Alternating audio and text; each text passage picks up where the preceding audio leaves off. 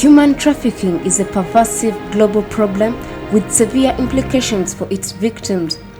The victims, in their quest to better their lives, are lured into leaving their homes and countries, only to fall prey to exploitation as sex or labor slaves.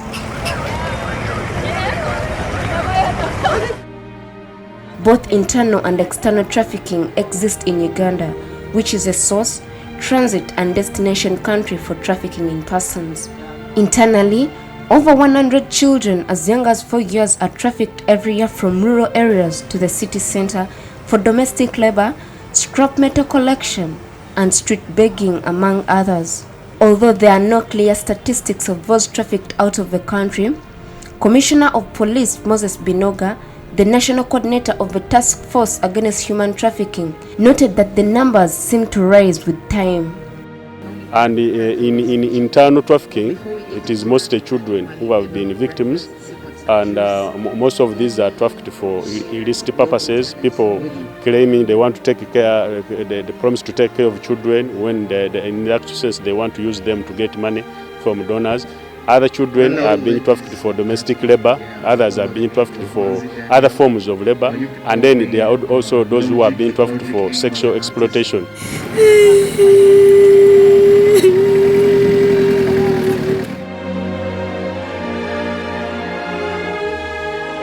Most of the victims are women who are trafficked out in the guise of getting them decent employments, especially in Arab countries, only for them to be enslaved, while the men are mostly trafficked to China and South Korea for labor in factories. I went as a hairdresser.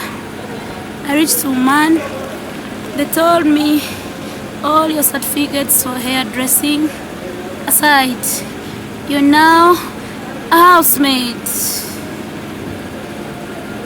I was shocked.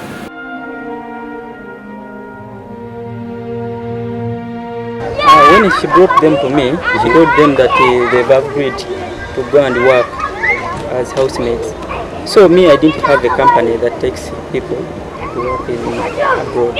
I connected them to a friend of mine called Ibra, who is connected with the company. Many are physically assaulted by their employers, while others are sexually abused. We came with a girl telling us for her postcards were using her. Postcards, you eat with them in the plate. When you enter the house, they tell you you're going to do every work in this house. What is that? You've got the dogs. Dogs has to fuck you. While many would blame government for failure to provide employment for the victims, the police, however, blames most of the victims who, in spite of sensitization and warnings by the police, they go ahead and flee the country.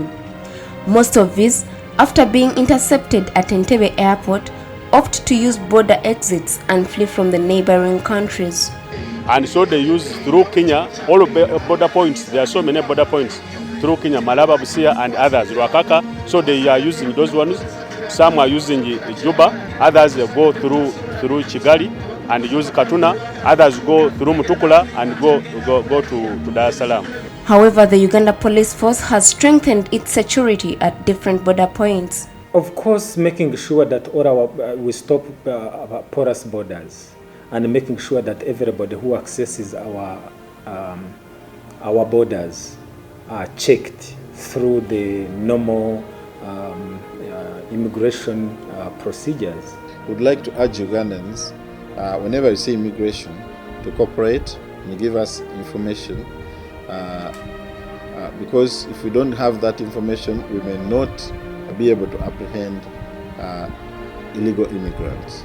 In addition to the government ban on domestic labor exploitation, the Directorate of Interpol is working with a number of agencies and embassies to help the victims get a fair treatment from their employers. The most important thing is that we would want to get information. Every Ugandan who has a relative, a friend, any acquaintance that is in these countries should come to us. First and foremost, tell us where that person is likely to be. Sometimes you may find somebody who had gone to another country for one reason or the other. She's in trouble, is in trouble, may be in prison, and that kind of thing.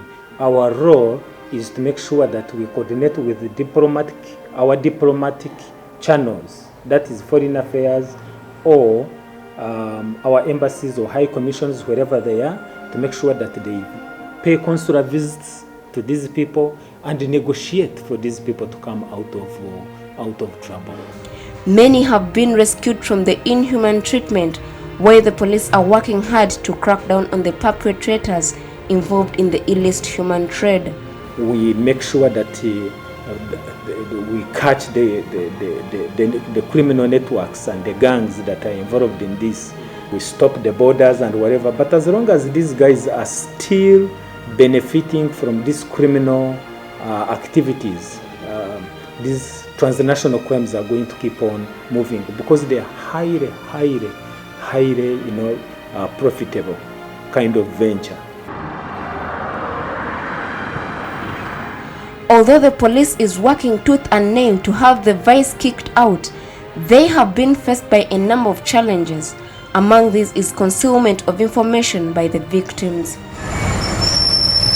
Some call it fleeing the barren country for greener pastures, others call it kubacheyo, and the youth look at it as the ultimate opportunity that can grow their cash stacks and deliver them from the world of poverty. In regard to this fallacy, more and more Ugandans will continue to be duped and trafficked into modern slavery in the Middle East. However, this can be reversed if legislation and control are put in place by the Ugandan government to ensure safety and security for Ugandan labor force abroad.